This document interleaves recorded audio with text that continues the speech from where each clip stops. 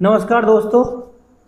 नमस्कार। आजकल हम गजवाए हिंद पर चर्चा कर रहे हैं, जिसमें हमने 4 भाग पूर्ण कर लिए हैं। पहले भाग में हमने गजवाए हिंद की ऐतिहासिक, सांस्कृतिक एवं आर्थिक स्थिति को समझा। दूसरे भाग में गजवा क्या होता है ये हमने समझा। तीसरे भाग में हमने आधुनिक भारत में गजवाए हिंद की भूमिका क्या है ये समझा। चौथे भाग में हमने एक अलग तरीके की चीज़ समझी, जिसमें अलीगढ़ मुस्लिम विश्वविद्यालय के संस्थापक सैयद अहमद व नेहरू पंडित एवं गांधी की भूमिका क्या रही। और यहाँ तक ये चीज़ रही कि राजनीतिक स्तर से गांधी जी एवं नेहरू पंडित की स्थिति बिल्कुल अलग हमें समझने को मिली।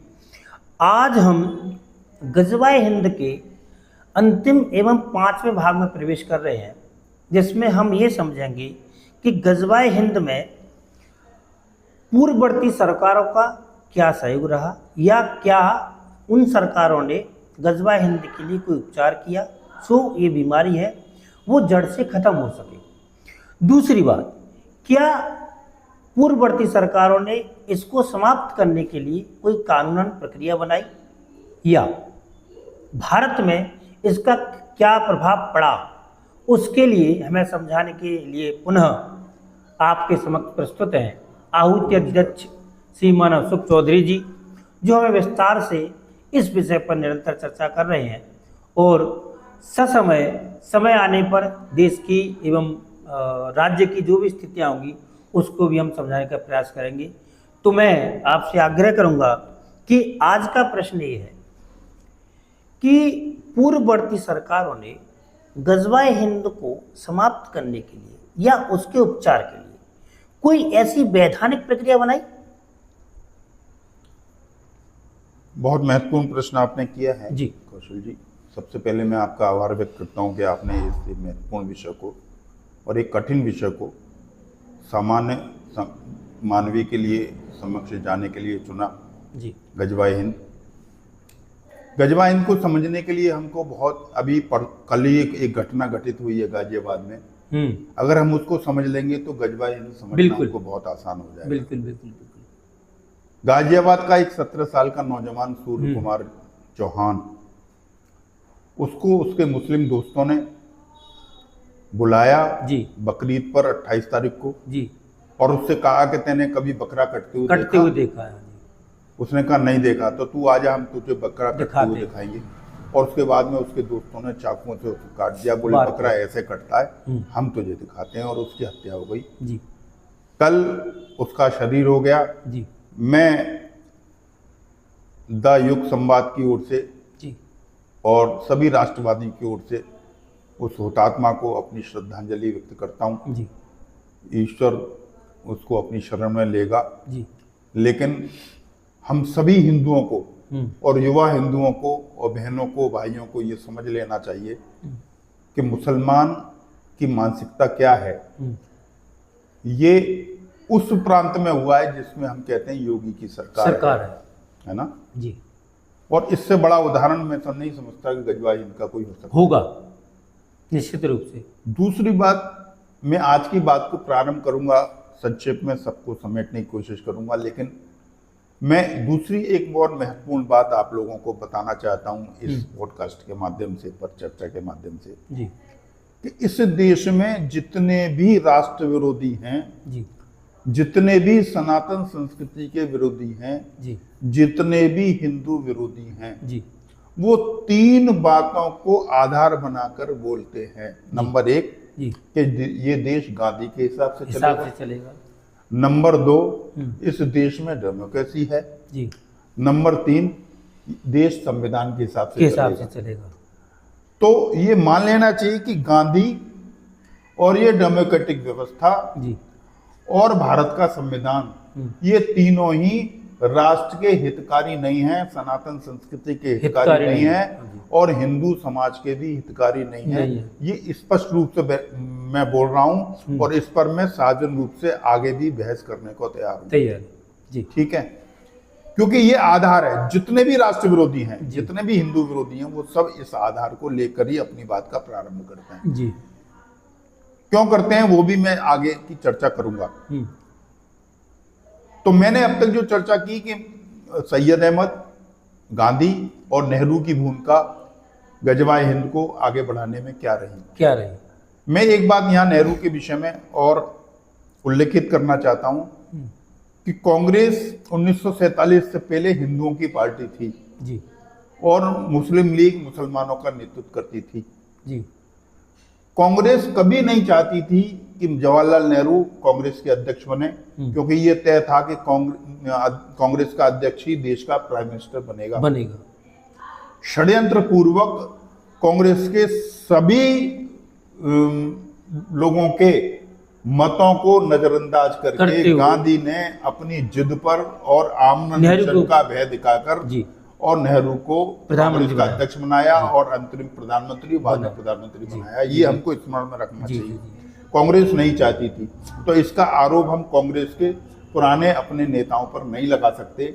ये नेहरू और गांधी का षड्यंत्र था जो अंग्रेजों के इशारे पर किया गया। उसको नेहरू के बाद शास्त्री जब आए तो उन्होंने अपनी नीतियों में परिवर्तन किया, तो षड्यंत्र पूर्वक शास्त्री जी की हत्या करा दी गई और देश की कमान इंदिरा गांधी ने संभाली। और इंदिरा गांधी ने नेहरू जी के नक्शे कदम पर चलते हुए मुस्लिम तुष्टीकरण की सीमा को लांघ दिया था। सबसे बड़ी बात मैं बता रहा हूं कि जब प्रधानमंत्री नहीं बनी थी इंदिरा गांधी, तो उन्होंने करपात्री जी महाराज को यह आश्वासन दिया था जब वो देश की प्रधानमंत्री बनेगी तो गौ हत्या पर पूर्ण प्रतिबंध लगाएंगे। और जब उन्होंने ऐसा करने से इनकार कर दिया तो करपात्री जी महाराज ने सनातन धर्म के जितने संप्रदाय थे उन सभी साधु संतों, शंकराचार्यों को, जैन धर्म के साधुओं को, सिख धर्म के साधु संतों को और अन्य जो मत हमारे थे, उन बौद्ध थे, सबको साथ लेकर एक आंदोलन 7 नवंबर 1966 को दिल्ली में किया। और जब वो संसद की करपात्री महाराज ने और जब वो जुलूस संसद की तरफ बढ़ा तो इंदिरा गांधी ने गोली चला दी और कहा जाता है लगभग 5000 साधु उस गोलीबारी में मारा गया। तो ये एक बहुत बड़ा प्रमाण है और हमारे ऊपर इस बात का कलंक है कि जो देश हिंदुओं को मिला, हिंदुओं को और उसी देश में हिंदू संतों पर गोलियां चलाई गई। और इतना ही नहीं, इंदिरा गांधी के कार्यकाल में देश भर में इतने दंगे हुए, इतने भीषण दंगे हुए, अलीगढ़ में भी हुआ, भागलपुर में भी हुआ, अन्य क्षेत्रों में भी हुए। उनको जो आप तो चूंकि युवा हैं, आपको स्मरण ना होगा, 71 के दंगे का हमको भी स्मरण है, उसके बाद के दंगों का भी स्मरण है। इतने भीभत्स दंगे, इमरजेंसी भी लगाई गई। इमरजेंसी तो बाद में लगी, 75 में लगी, लेकिन वो बहुत हमारा भीभत्स काल था जी। और कश्मीर की समस्या भी उसी कालखंड में बड़ी हुई, क्योंकि शेख अब्दुल्ला के जो बेटे हैं फारूक अब्दुल्ला, उनके साथ इंदिरा जी की निकटता बहुत थी। शेख अब्दुल्ला के साथ नेहरू जी की निकटता थी और उनके बेटे फारूक अब्दुल्ला के साथ हमारे इंदिरा जी की निकटता बहुत थी। और उसके कारण से देश में कश्मीर से सारे अधिकांश हिंदुओं को 19 जनवरी 1990 को निकाल दिया गया।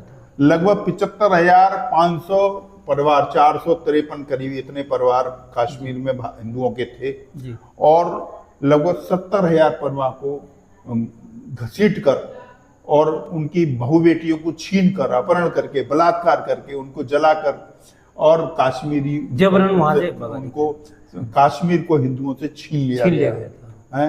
उस समय फारूक अब्दुल्ला कश्मीर का मुख्यमंत्री था। और इतना ही नहीं हुआ, आप ये समझिए कि वो क्रम मुस्लिम तुष्टीकरण का निरंतर आगे बढ़ता रहा। केवल इंदिरा गांधी ने नहीं आगे बढ़ाया, इंदिरा गांधी को छोटा दिखाने के लिए मुलायम सिंह ने भी वही किया। अच्छा। 1990 में 30 नवंबर को और 1 दिसंबर को मुलायम सिंह ने अयोध्या में गोली चलाई और सैकड़ों कार सेवकों को मारे गए, गोली से मारकर और सरयू की नदी में बहा दिया। और ये क्रम आगे चलता रहा। आपको स्मरण शायद ना होगा क्योंकि आपने वो कालखंड देखा नहीं है, मैंने देखा है। मैं उस समय बजरंग बल का संयोजक अलीगढ़ का हुआ करता था। कांची कामकोट के जो पीठ के जो पूज्य शंकराचार्य थे, जैन सरस्वती जी महाराज अलीगढ़ भी उस समय पधारे थे वो जी। वो अकेले ऐसे शंकराचार्य थे जिन्होंने कस्बा कस्बा और नगर नगर घूमकर राम जन्मभूमि आंदोलन का समर्थन किया और उसके समर्थन में उन्होंने काम किया। और षड्यंत्र पूर्वक 2004 में सोनिया गांधी ने उनको दीपावली की रात को अरेस्ट कराया हत्या के और बलात्कार के जुर्म में। और जबकि प्रणब मुखर्जी उस समय राष्ट्रपति थे, उन्होंने मना भी किया कि ये अच्छा नहीं है, इसको मत करो, लेकिन ये षड्यंत्र में हमारे शंकराचार्य जी को फंसाया गया। ये बहुत शर्मनाक घटना थी। और केवल इतना ही नहीं हुआ, 2002 में, ये 2004 की घटना मैंने बताई, उससे पहले 2002 में जो अयोध्या से गुजराती कार सेवक साबरमती एक्सप्रेस से गए लौट रहे थे, उनको गोधरा पे जला दिया गया, ब्लॉक करके और उसमें डाल दिया। और 59 हमारे कार सेवक उसमें मारे गए। उसके बाद में गुजरात में दंगे हुए और सैकड़ों लोग उसमें मरे और वो दंगे सालों चले। तो ये उसके अलावा मैं आपको बताना चाहता हूँ, केवल वहीं नहीं हुई, पूरे देश में ब्लास्ट हुए, बम ब्लास्ट हुए। 26/11 हुआ, बम ब्लास्ट हुआ, ट्रेनों का बम ब्लास्ट हुआ 2008 में, संसद पर हमला हुआ। ऐसी अनेक घटनाएं भारत में हुई। और 2014 से पूर्व तो ये भी देखने को मिलता था कि कहीं कोई बॉक्स रखा हुआ है तो सार्वजनिक स्थलों पर, जैसे रेलवे स्टेशन है या बस स्टैंड है, वहाँ ये सूचना प्रसारित की जाती थी कि आप सावधान रहिए, हो सकता है बम हो। ऐसी बहुत सारी सूचनाएं निरंतर चलती रही थी।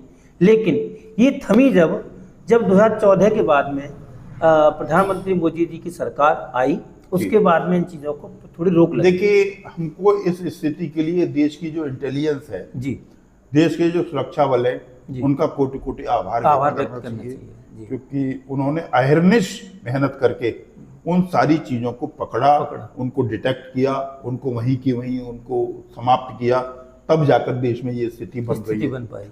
मैं एक और विषय बताना चाहता हूँ जो जिसको हम सामान्य रूप से नहीं समझ पाते हैं। इस देश में मंदिरों का सरकारीकरण किया गया। सरकारीकरण मतलब मंदिरों का जो प्रबंधन है वो सरकार ने अपने हाथ में लिया। वैष्णो देवी से लेकर और त्रिवेंद्रम तक सारे मंदिर। ये भी एक बड़ा प्रश्न। और उससे होने वाली लगभग 10 लाख करोड़ रुपए की आय वो ईसाई मिशनरियों पर और मस्जिदों पर, मुसलमानों पर खर्च की गई। मौलवियों को जो तनख्वाह दी जा रही है या ईसाई मिशनरी को जो हमारे पैसे से लेकर और जो हमारे चढ़ावे में आते हैं, उसमें हिंदुओं का हित नहीं हो रहा, उसमें ईसाइयों मुसलमानों का हित किया जा रहा है। ये एक बहुत बड़ा बिंदु है। ये भी गजवा हिंद का एक भाग है। लेकिन इसमें सरकार ने हमारे मंदिरों को तो अपने अधिकार क्षेत्र में ले लिया, लेकिन जितनी भी मस्जिदें या मदरसे हैं उनको अपने अधिकार क्षेत्र में नहीं लिया। वो उनके तुष्टीकरण के हैं, वो है ना, हिंदू को जितना भी क्रैश कर सकते हैं सब सरकारों ने उसको क्रैश करने की कोशिश की और अभी तक वो थमा नहीं है।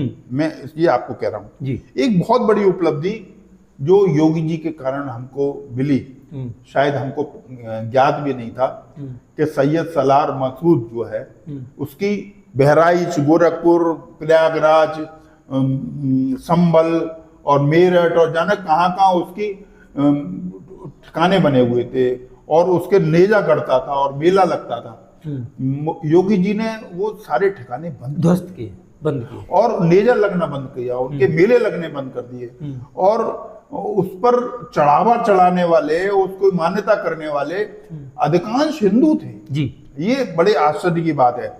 मैं इस पॉडकास्ट के माध्यम से ये भी कह रहा हूं कि जितनी भी ये मजारें बनी हुई हैं, सही बनी है या फर्जी बनी है, हिंदुओं को अगर उनकी उपासना कर रहे हैं तो आप केवल हिंदुत्व का अपमान नहीं कर रहे हैं, आप अपने देवताओं का अपमान कर रहे हैं।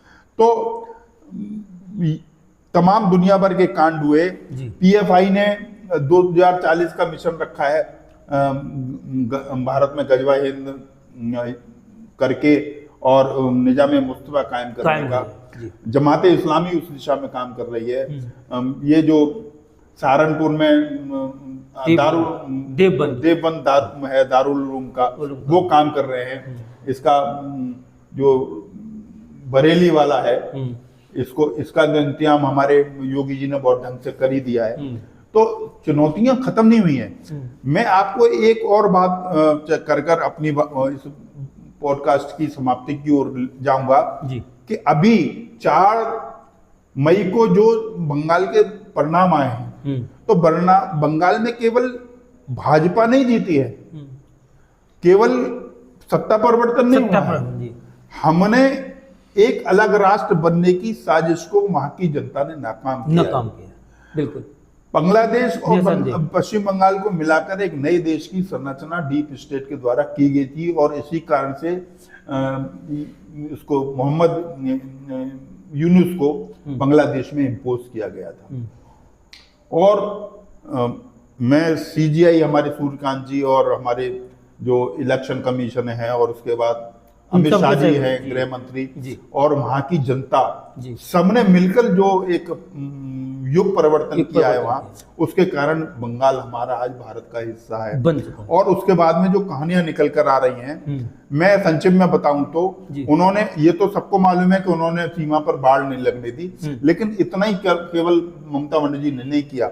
ममता बनर्जी ने लगभग 6,500 से ज्यादा इंडस्ट्रियों को वहां योजनाबद्ध तरीके से बंद कराया, ताकि बांग्लादेश की इंडस्ट्री चल सके और वहां के लोग समृद्ध हो सकें। अच्छा। वहां के लोगों को भारत में जगह जगह गोवा तक और कश्मीर तक पहुंचाने की व्यवस्था ममता बनर्जी ने की। और केवल इतना ही नहीं किया, मुझे अभी परसों ही ये बात पता लगी और मैं स्तंभित रह गया कि केवल केंद्र की योजनाओं को लागू ना करना, यही षड्यंत्र नहीं था। उन्होंने अशोकनगर एक जगह है कलकत्ते से लगभग 50 किलोमीटर दूर, वहां पर तेल के बहुत बड़ा भंडार है, और उस भंडार का उत्खनन नहीं होने दिया, वहां पर तेल नहीं निकलने दिया। अगर वो तेल निकलता तो लगभग 45,000 करोड़ से ज्यादा का जो राजस्व व्यापार वो भारत को मिलता, और इतना तेल वहां अभी फिलहाल मिला है कि भारत के 15 दिन की जरूरत वो अकेला एक स्थान कर सकता है। अभी और अगर वो शोध होगा तो और स्थान भी उसमें मिल सकते हैं। तो भारत के केवल हिंदू समाज के साथ नहीं, सनातन संस्कृति के साथ नहीं, भारत राष्ट्र के खिलाफ विरुद्ध भी लगातार षड्यंत्र हो रहे हैं, और बहुत सजगता की आवश्यकता है। निश्चित रूप से सरकारें, मोदी सरकार उसके लिए काम कर रही है, योगी सरकार काम कर रही है, हेमंत बिश्व शर्मा काम कर रहे हैं, हमारे शुभेंदु जी भी काम कर रहे हैं, धामी जी काम कर रहे हैं, देवेंद्र फडणवीस जी काम कर रहे हैं, और भी लोग काम कर रहे हैं। बहुत बड़ा तंत्र इसमें लगा हुआ है, लेकिन मुझे लगता है कि ये पर्याप्त नहीं है। जितने भी हिंदू हैं, जिन अपने आप को हिंदू मानते हैं, जो मंदिर जाते हैं, पूजा करते हैं, उन सबको चैतन्यता के साथ इन सारी परिस्थितियों को समझना पड़ेगा।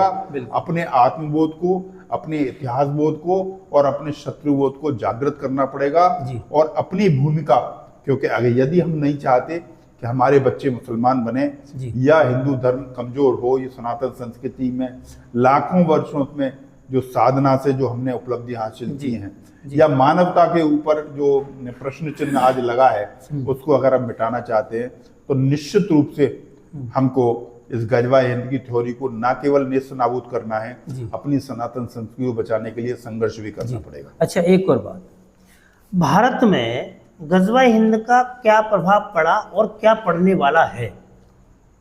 नहीं, हम तो देख रहे हैं। देखिए, प्रभाव क्या पड़ा है, तो आप समझिए कि जो देश आज 1947 के बाद सांप्रदायिक विभाजन के बाद हिंदुओं को मिला, आज हिंदुओं की वहां कोई अधिकार नहीं है, और हिंदुओं की कोई सम्मान या सहजता नहीं है हिंदुओं की। ठीक है, नंबर 1। हमारा देश जब पूर्ण अवस्था में था, वो 84 लाख वर्ग किलोमीटर के क्षेत्र में फैला हुआ था। जब अफगानिस्तान भारत में था, जब बांग्लादेश भारत में था, पाकिस्तान भारत में था, नेपाल, लंका, ये सब भारत में थे, तो ये 84 लाख किलोमीटर तक था। आज हम 33 लाख सिमट गए तक आ गए हैं। तो लगभग बहुत बड़ा हिस्सा हमारा हमसे चला गया है। और केवल चला ही नहीं गया है, वहां पर हिंदू शून्य स्थिति में लगभग पहुंच ही रहा है जी। तो हमने क्या खोया है ये तो हम हमारे देखिए सामने है। और भारत के भी कितने राज्य ऐसे हैं जहां हम कुछ भी करने की स्थिति में नहीं है। आज कश्मीर है, केरल है, तमिलनाडु है, पश्चिम बंगाल चलो हमारे पास आ गया, आसाम हमारे पास आ गया है। हम संघर्ष कर रहे हैं, लेकिन अभी हमारा लक्ष्य बहुत दूर है और हम लोगों को बहुत संघर्ष करना पड़ेगा और बहुत काम करना पड़ेगा जी। और आपने कहा कि इसका भविष्य क्या है जी। तो इसका एक ही भविष्य है जी। कि अहिंसा परमो धर्म, धर्म हिंसा तथैव तथैव च। च। हमको अहिंसा को अगर स्थापित करना है, अगर हमें शांति की स्थापना करनी है तो हमको इन सारे अमानवीय तत्वों के खिलाफ योजनाबद्ध तरीके से और संकल्प पूर्वक युद्ध करना पड़ेगा। लेकिन गांधी जी ने तो केवल एक ही बात कही कि अहिंसा परमो धर्म, उसके आगे की लाइन कही नहीं। वो उनका उद्देश्य नहीं था। अच्छा। उनका उद्देश्य हिंदुओं में अहिंसा पैदा करना था और मुसलमानों को हिंसा से रोकना उनका उद्देश्य नहीं था। इसी उद्देश्य से उन्होंने ये बात। जी जी जी। यूँ तो हम देखिए बहुत महत्वपूर्ण विषय पर चर्चा हो रही और हुई है, ये अंतिम 5वां भाग है। यूँ तो हम इस पर बहुत सारी बड़ी बहस भी कर सकते हैं, चूँकि बहस करना या उसको समझना दोनों अलग अलग विषय हैं। मुख्य रूप से विषय सबसे बड़ा ये है कि हमें इस बात को समझना पड़ेगा कि हम ग़ज़वाए हिंद से आने वाली परिस्थितियों से कैसे निजात पा पाएंगे। किंतु समय के अभाव के कारण बहुत सारी चीज़ें हम इसको समेट दी हैं, जिससे कि ये संदेश हमारा लोगों के पास तक जाए और ग़ज़वाए हिंद को समझने का प्रयास करेंगे। और हम आज इस अध्याय को यहीं शुरू करेंगे। मैं अपने दर्शकों के लिए माननीय आहुति अध्यक्ष जी सुख चौधरी जी ये कहना चाहूँगा कि जो दर्शक इसको देख रहे हैं, इस वाक्य को, इस पॉडकास्ट को देख रहे हैं, वो उनके लिए कोई ऐसा संदेश, कोई ऐसी अपील जिससे कि वो अपनी आत्मरक्षा के लिए कोई ऐसा कार्य कर सकें। देखिए, मैंने अभी पिछले पॉडकास्ट में कहा था जी कि कुरुक्षेत्र के युद्ध में जी भगवान कृष्ण ने अर्जुन का रथ चलाया, लेकिन उनकी तरफ से युद्ध नहीं किया। युद्ध आपको करना है, ईश्वर आपको शक्ति देगा जी, आपको सम्मति देगा जी, तमाम वो साधन उपलब्ध कराएगा ताकि आप युद्ध जीत सकें जी। भगवान राम जब अपने पत्नी के प्राप्ति के लिए लंका गए तो युद्ध उन्होंने स्वयं किया, क्योंकि वो उनके स्वाभिमान सम्मान से जुड़ा विषय था। ठीक है, तो यदि आप ये चाहते हैं कि आप एक जो भारत की गरिमा है, भारत के ऋषियों की जो तपस्या है, और आप अपने बच्चों को इस्लाम से बचाना चाहते हैं, तो आपका संघर्ष आपको ही करना पड़ेगा।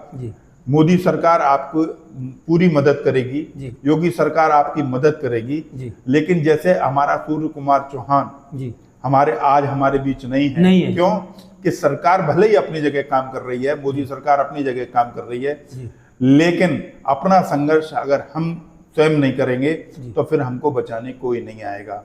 यदि वो बच्चा मुसलमानों से दोस्ती करने का उसको अभ्यास ना होता और स्वयं हालांकि वो निश्चित रूप से चौहान था तो साहसी भी होगा क्षत्रिय होने के नाते, लेकिन वो चूक गया, उसको ऐसे धोखे की उम्मीद नहीं थी। लेकिन हमको ऐसे धोखों की हमेशा आशंका पाल कर ही अपना जीवन जीना चाहिए, क्योंकि एक समुदाय विश्व भर में ऐसा है जो विश्वसनीय नहीं है। ये हमको स्पष्ट रूप से समझ लेना चाहिए। आपकी सारी बातों से, सारे भागों में जितनी भी हमारी चर्चा हुई, उन सब से केवल एक ही बात हमारी समझ में आई कि हमें कहीं न कहीं आत्मबोध अपना जगाना होगा, आत्मशक्ति जगानी होगी, और जीना है तो लड़ना ही होगा।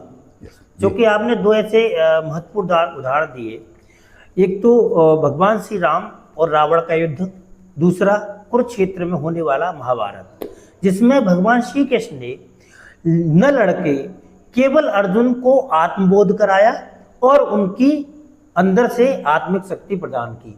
इसके लिए हम आपका निरंतर आभार व्यक्त करते रहेंगे। बहुत बहुत धन्यवाद। और समयानुसार जो समय के हिसाब से जो हमारे लिए चर्चा के विषय होंगे उसको हम निरंतर करते रहेंगे। आपका बहुत बहुत धन्यवाद, आपने हमें इतना समय दिया।